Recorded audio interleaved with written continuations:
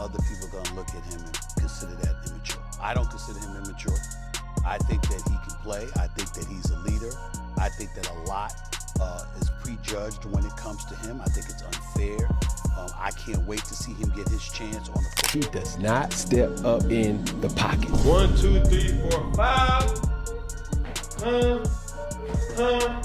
Sack. But hear me out, though. 4 of those 5 guys protecting him, gone, vamos, poof. Approaching a huddle, and you see these guys that's gonna block for you, you don't have confidence to step up. The question should... Forget everything you thought you knew, because Stephen A. Smith and Cam Newton just blew the lid off the Shedeur Sanders saga. The so-called hate everyone's been buzzing about? Not even close to what's really happening. These two didn't just talk. They dismantled the narrative piece by piece, like exposing a stage illusion under bright lights. And once you hear what they've revealed, you'll never see Shedeur's critics or their motives the same way again. 40 seconds. Stephen A., while he may not be an immature person, that's an immature moment. It is. Does that 30 or 40 seconds help you in your own building? Like, is that moment, is there anybody in the Cleveland Browns that in that building that sit there and go, yep, that's a good moment for Shedeur. He shows growth or maturity, or he handled that well or whatnot. He handled the disappointment. He needs to be a company man. Like, let's just be real. You gotta go be a company man. Like, totally. Shedeur Sanders doesn't get to be Shedeur Sanders. Say the corny answer. You gotta say the corny answer. You gotta stick to the company line. If you're enjoying, please subscribe Shedeur Sanders to the channel. It helps more than you think. The Cleveland Browns, forever the architects of chaos, somehow turned a routine depth chart into must-watch television. Dillon Gabriel gets the QB1 spotlight. Joe Flacco's gifted a premium clipboard as QB2. And Shedeur Sanders? He's been buried at QB3 like some rookie who accidentally joined the wrong practice squad. Only the Browns could turn quarterback assignments into a full-blown soap opera. Shedeur Sanders, this message is directed to you. Lead with work, not clout. I think he took on the persona of a DB, not a QB. As a DB, you're able to do certain things. You can speak loud and be rambunctious and have that bravado, but as a quarterback, reminder, you are the CEO of that franchise. What do I mean? You have what I've labeled the Super Six that you have to pander. And instantly, you could practically hear Stephen A. Smith's forehead veins exploding from miles away. This wasn't football anymore. This was sabotage dressed up as strategy, with a side of old man ego politics. Because let's be real, the headline wasn't Dillon Gabriel finally landing a starting gig after 6 college seasons, 3 transfers, and more eligibility extensions than a PhD candidate. No, this was something way messier. The reality of it is this. As a 5th-round pick, you don't get to pick your personnel. I think what we've seen, they have more invested in Dillon Gabriel than they do in Shedeur. I think if Dillon Gabriel did something that was like, okay, no. Because I'm seeing Joe Flacco start, then you have Dillon Gabriel, then you may have Shedeur on practice squad or something like that. That's not to say he can't evolve and become the best version of himself, but the truth is he's not given the circumstances that other quarterbacks have been given. And when you do get opportunities, you cannot take sacks as a whole, but bad sacks. One of those sacks accumulated upwards of around 30 yards. Like, you can't do that. Throw the ball away. Can Shedeur be better in those moments? Absolutely. But does the Browns need to be better in those moments? The entire sports world zeroed in on Shedeur Sanders. He didn't even win the job, yet somehow he was the headline. That's how powerful his aura is. Shedeur could be standing on the sideline, sipping Gatorade, and still dominate the conversation more than Dillon Gabriel after a victory. Stephen A. Smith saw it and immediately called it out. Why is Joe Flacco sitting between Shedeur and QB2 like some fossilized traffic cone from a bygone era? Because let's be honest, Flacco's not here to throw footballs anymore. He's here to hold space, collect checks, and remind everyone how politics still runs football. Let's go a little deeper here. You guys are champions. You guys both played in the National Football League. Let's get personal. You know Deion Sanders enough. Has anybody ever been in a position to say that Deion Sanders was a liar? Ever. We've all talked about him for years. Have you run across anybody that said, Deion Sanders said one thing to your face and said something else behind your back? That's not who that man is. And so when he comes out and he says something about his son, there is no question he has spoken to his son. He's there to collect AARP points, tell campfire stories about 2012, and serve as the Browns' motivational mascot. He's not a threat. He's not the future. He's just there. And Shedeur, who got drafted in the 5th round at pick 144, which is basically NFL speak for "we didn't know what else to do with this envelope," is somehow sitting behind him. Now, Cam Newton didn't just sit back and nod politely. No. He jumped into the conversation like someone watching their little brother get bullied at recess. Otherwise, confidence magically transforms into arrogance faster than Shedeur can roll his eyes at a press conference. See, Cam pointed out the ugly truth. The NFL doesn't want a backup quarterback who shines brighter than the starter. Shedeur walks into a room and people immediately want to film a documentary about him. Dillon Gabriel walks into a room and people mistake him for the intern setting up the projector. That imbalance scares coaches, owners, and general managers who'd rather play it safe with a quiet veteran than risk a rookie who might trend every Sunday without even touching the ball. He's done nothing wrong. So why are we having this conversation about his character? I'm gonna tell you why. Because you got people hating on his daddy. Yeah, that's what I was. And they want any excuse that they can come up with. And let me remind America why Deion Sanders, we gonna say this. This is why Deion Sanders is hated by some people. Because he was the greatest. And he told you so. And then went out there and showed you show. And you were helpless to do anything about it. And then when he talked about it, not only could you not play better than him, you couldn't talk better than him. But let's break down this whole Browns situation, because it's comedy gold. Dillon Gabriel is QB1, and yeah, the kid has been around forever. By December, he'll be 25, which in rookie years is basically ancient. The man played 64 college games, which is more than some NFL QBs start in a career. He's got mileage, he's reliable, and sure, fine, maybe he deserves a shot. But the Browns treated his promotion like some earth-shattering revelation, when really, it was just the safe pick. Then you've got Flacco, QB2, a man who already fumbled the ball 8 times last season, but still walks around like he's mentoring the Avengers, giving interviews about how fast the game feels now. Now let's talk about the elephant in the room, or rather, the aura in the room. Shedeur Sanders doesn't just arrive, he arrives. He's Deion's son, he's stylish, he's outspoken, and he's allergic to playing second fiddle. This is the guy who told the Ravens, nah, I don't want to sit behind Lamar Jackson. Because what's the point of being QB3 behind Superman when you know you're never getting that cape? Was on ESPN First Take, and he stated his position on what he thought about Shedeur Sanders declining that option. But see, now more evidence and more facts have come out that it wasn't just the Baltimore Ravens that was on the clock to pick Shedeur Sanders. I said this to you guys in a previous video.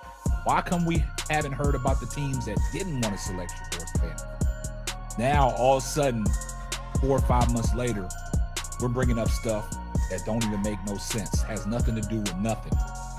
And the NFL, which loves obedience disguised as humility, didn't like that. They branded him arrogant, mouthy, cocky. Meanwhile, if a veteran with gray hair does the same thing, it's suddenly leadership. Because what do the Browns always do? They ruin starters. It's their hobby. They chew up quarterbacks and spit them out like sunflower seeds. Dillon Gabriel could ball out for 3 games, but the Browns' curse is stronger than college stats. The man's future is basically 1 bad interception away from a benching. And when that happens, guess who they're calling? Shedeur's not in a rush. He doesn't need to be. Flacco will crumble under Father Time. Gabriel might look solid for a while, but once defenses figure him out, the Browns will panic faster than a fan trying to spell Stefanski. That's when Shedeur's patience will pay off. Because unlike Gabriel, who was handpicked by the coach, Shedeur was handpicked by the front office. Andrew Berry drafted him, and some people even think Jimmy Haslam had a hand in it, which means there are powerful folks upstairs who want him to succeed whether Stefanski likes it or not. Shedeur has all the intangibles, and we love the poise. His arm is not that strong. He's not that mobile, but he's a winner. That's the kind of stuff that we've said about the Brock Purdy's of the world and others. Cam Ward, 67% of his passes completed, 4,313 yards. He has size. He has arm strength. Let's say you're talking about Cleveland. Let's say you're talking about Tennessee. Let's say you're talking about New York. I think you have to take those confines into consideration as opposed to somebody playing indoors or somebody playing in confines like Los Angeles, for example. Now imagine being Stefanski. You're the head coach trying to build a team your way, and suddenly the front office drops Shedeur Sanders into your lap. It's like being a chef and the restaurant owner tells you, "Oh, by the way, my nephew is cooking in the kitchen now. Figure it out." Of course, Stefanski's going to push his guys, Gabriel and Flacco, because those are the players he feels he controls. Shedeur, that's a ticking time bomb of talent and ego waiting to explode, and the coach knows he can't stop it. And let's not forget the media circus. The minute Shedeur sneezes, it's a headline, because nobody wants their third-string quarterback to get more attention than their starter. But think about the absurdity of this for a second. Name a single third-string QB on any other team. You can't. Nobody knows them, nobody cares, and half of them are working part-time at Planet Fitness during the off-season. But everyone knows Shedeur Sanders. He's QB3, and he's more famous than half the starters in the league. That kind of spotlight is both his curse and his crown. Talking about a quarterback. Shady said I'm a running back. The operative word there is running back. We're talking about a quarterback. A quarterback is supposed to, at least historically in the game of football, and even present day, lead a team. And based on leading a team, we do tell you how to act. Kyler Murray, when you're pouting on the sideline, stand up straight. When you're disrespecting Cliff Kingsbury, don't cuss him out in the middle of the game. We do tell quarterbacks how to act. When Caleb Williams was, after he's getting sacked, bro, toughen up. We do tell quarterbacks how to act. If Stephon Diggs wants to be a diva, that's fine. Receivers can be divas. If running backs want to be divas, that's fine. Running backs can be divas. So, is it sabotage? Maybe. The Browns aren't exactly subtle about their politics. But is it also the perfect setup? Absolutely. Because when Shedeur finally gets his chance, and he will, it's going to feel bigger, louder, and funnier than anything Dillon Gabriel or Joe Flacco could ever give this team. And the haters, they'll look back and realize they were just background characters in the Shedeur Sanders origin story. Because here's the truth. The NFL runs on narratives as much as touchdowns. Gabriel is the safe story. Flacco is the nostalgia story. But Shedeur? He's the drama, the spectacle, the reality TV gold that keeps sports talk shows alive. Today it's Gabriel. Tomorrow it's Flacco. But eventually the spotlight's going to land right on Shedeur Sanders. And when it does, all this so-called hatred will look more like free advertising for his inevitable takeover. And let's be real, Stephen A. and Cam Newton aren't just defending Shedeur out of pity. They know the NFL machine. They've lived it. They've seen how politics buries talent, and how confidence gets mislabeled depending on who's wearing the jersey. Your thoughts better than him. You didn't have that swag, that flavor about you, that vibe about you. You couldn't resonate with an audience and gravitate them towards you the way that he could. And Dion knew it, and you hated him for it. And so since you couldn't touch him, now you're trying to touch his son. This is low. The fact that this is a story, the fact that people are putting this stuff out there, I'm not blaming Josina Anderson, you or anybody else. I'm saying the fact that somebody would say this stuff is low. They're setting the record straight because they see the same thing everyone secretly knows. Shedeur Sanders is the Browns' future. The only question is how many fumbles and bad coaching decisions we have to watch before the Browns finally admit it. Until then, Dillon Gabriel can enjoy his starter spotlight. This franchise could trip over a golden opportunity, pick it up, polish it, and then somehow still manage to set it on fire. It's like their front office holds weekly meetings just to figure out how to make things unnecessarily complicated. You've got a rookie with the name, the hype, and the upside, and instead of developing him, you're saying, nah, let's double down on Joe Flacco's retirement tour. That's not strategy, that's comedy. Let's be honest, if Joe Flacco were a Marvel character at this point, he'd be Clipboard Man, a superhero whose only power is holding laminated play sheets while explaining to rookies how life used to be in the Stone Age.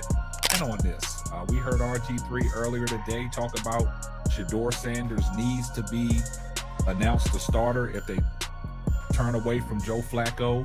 He should get the shot before Dylan Gabriel because he's going to bring in a spark. And a lot of people think that Shedeur Sanders has a lot of continuity with a lot of veterans on the team. And Shedeur Sanders is well liked in the locker room. This is not no slight on Dylan Gabriel, but if Dylan Gabriel is going to be around for a while and they consider Dylan Gabriel as their backup quarterback or potentially their franchise quarterback, why don't you throw Shedeur in there and give Shedeur a chance? Because And yet, somehow this is the guy standing in Shedeur's way. A man who, at this stage, is about as mobile as a parking meter. And we're supposed to believe that's better for the team than letting Shedeur at least hold the number 2 slot? Please. Gabriel could be Tom Brady one week and Nathan Peterman the next, and nobody would be surprised. The Browns don't develop quarterbacks. They recycle them like aluminum cans. But here's the kicker. Shedeur doesn't even need to play to stay relevant. That's the crazy part. He's QB3 and he's still more talked about than the starter. The headlines, the debates, the hot takes, they orbit around him like planets around the sun. Even when Gabriel does something good, it somehow turns into a Shedeur conversation. It's like Gabriel is starring in a movie, but Shedeur is the one on all the posters. And that's exactly what drives the NFL crazy. They don't want the backup, or in this case, the third stringer, stealing the spotlight. This is perfect. It's perfect because there is now just enough almost credibility for folks that want to be like, no matter what the kid does, you guys kill him. You know what I mean? He comes out and says, what do you want him to say? Of course, he didn't say anything bad about his teammate. He just said, I'm better than, some of these other guys, and you killed him. Here is my guess on what happened. Somebody in Shedeur's circle was like, hey, you know what you should do next time they ask you anything? Don't. But with Shedeur, it's unavoidable. He doesn't even have to try. The man could post a TikTok of himself making scrambled eggs, and it would trend higher than Gabriel's first touchdown pass. That's not arrogance, that's reality. That's brand power. So yeah, Stephen A. and Cam Newton are right to set the record straight. Because while the NFL and the Browns want to pretend this is just about depth charts and earning your stripes, everyone can see through the smoke. This is politics. This is optics. This is a coach clinging to his own guys while the front office stashes away their shiny new toy. But eventually, the toy comes out of the box. Eventually, the Browns' safe choices collapse under the weight of their own mediocrity. And when that happens, Shedeur Sanders won't just step into the role. He'll take it over with the kind of swagger that makes haters choke on their own words. And that's the moment all this drama will flip from sabotage to setup.